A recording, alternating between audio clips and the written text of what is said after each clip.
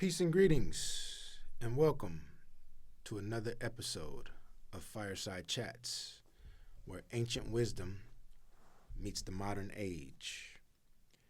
I am your host, Walt Patah. Join me as I explore the timeless art of storytelling to uncover life's deeper truths and profound meaning. Through captivating fables, myths, and narratives, I weave together the wisdom of the past with the challenges of today, bridging generations and lighting the way forward. Each episode is a journey into the heart of storytelling, designed to spark curiosity, ignite reflection, and reveal the universal lessons that connect us all. So pull up a seat by the fire and let's dive into the stories that entertain, educate, and transform. This is Fireside Chats, where knowledge becomes legend. Today's fable is titled The Scholar Who Could Not Walk. It is a fable of knowledge versus embodiment. In a faraway land nestled between mountains and rivers stood the temple of the eternal path, a sacred place where seekers came to learn the wisdom of the ancients. The temple's most revered title, Master of the Path, was granted only to those who had studied its sacred texts and passed the grueling written exams. For generations, scholars had sought this honor, believing that true wisdom came from memorizing every teaching within the temple's grand library. One such scholar, a man named Joe, was the most brilliant student in the temple's history. He had spent 15 years studying the sacred scrolls, memorizing every word, every parable, every lesson. When the time came for his final examination, he passed with ease, reciting entire passages flawlessly. The high elders, impressed by his intellect, bestowed upon him the coveted title, Master of the Path. At the ceremony, an old traveler stood watching in silence. His robes were tattered from years of wandering, his skin darkened by the sun, and his boots, worn and cracked, spoke of many, many miles walked. As Joe basked in the applause of his fellow scholars, the traveler stepped forward. "Tell me, Master of the Path," the traveler said, bowing slightly, "how many times have you actually walked the path?" Joe frowned. "Walked it? I have studied the path deeper than any living man. I know every step, every trial, every wisdom it offers." "But have you walked it?" the traveler asked again, his eyes searching Joe's face. The scholar scoffed. "There is nothing to be gained from walking what I already understand." The traveler merely nodded. "Then you will have no trouble proving your mastery. Walk the path now, from the temple to the sacred mountain and return. If you do, I will kneel before you and call you a true master." The high elders, intrigued by the challenge, agreed. Joe, full of pride, accepted, of course. So, the next day, Joe set out alone, walking down the well-trodden steps of the temple. The first leg of the journey was simple. He followed a stone-paved road that he had often seen from the temple windows. But soon, the road ended at the great river, its waters deep and swift. Joe recalled the text. One must cross the river with ease, as the wise do not fight the current, but move with it. He stepped into the water confidently,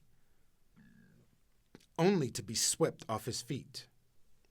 The current pulled him under, and he thrashed wildly, gasping for air. He tried to recall the theories of swimming he had read, but the river did not care for theory. It was only by sheer luck that he grasped a low-hanging branch and pulled himself ashore, shivering and humiliated. Drenched and weary, Joe pressed on, reaching the mountain of trials whose steep and jagged paths he had written essays about. The wise find footholds where others see none, he recited to himself. He climbed with confidence until the rocks began to crumble beneath him. He slipped, scraping his hands, barely catching himself before falling. Every foothold he had envisioned was different in reality. The mountain demanded strength, endurance, and intuition, not memorization. His legs ached, his breath grew shallow, and doubt crept into his mind. Hours later, exhausted and bloodied, he reached the peak, but instead of triumph, he felt a creeping fear. I may not make it back. As he began his descent, a violent storm swept across the sky. Winds howled, rains lashed his face, and the path turned to mud. Joe recalled the sacred text, "The wise shelter when storms arise." But where, Joe thought, there was no mention of where to take shelter, no step-by-step guide. Lightning cracked above him. He tried to move faster, but his feet slipped in the mud. Panic set in. For the first time, he realized, all my knowledge is useless here. Knowing is not the same as surviving. Then, through the storm, a hand reached for him. It was the old traveler. "Give me your hand," the traveler said. Joe hesitated. Accepting help would mean admitting that he was not a master, but pride would leave him to die. Swallowing his shame, he took the traveler's hand, and together they navigated the treacherous descent. The traveler knew where to step, how to balance, and when to pause, not because he had read it, but because he had lived it. When Joe stumbled back to the temple, he was no longer the same man. His robes were torn, his hands blistered, and his pride shattered. The high elders and scholars gathered, expecting tales of his success. Instead, he knelt before the traveler. "I am not a master of the path," Joe admitted, his voice raw. "I only knew enough to pass a test, but I did not become what I knew." The traveler smiled. "Now you are ready to learn." The high elders, moved by his humility, decreed a new tradition.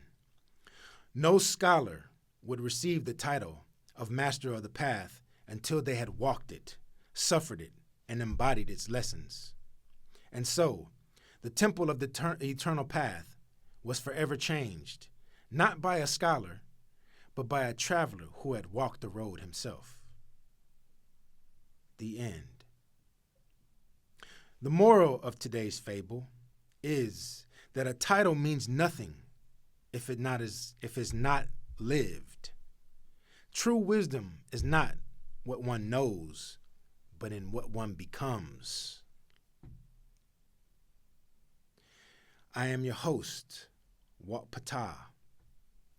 Thank you for joining me here at Fireside Chats. If you enjoy the content, please like and subscribe. I appreciate your presence here, and I thank you. I am deeply grateful. Till we meet again, good day.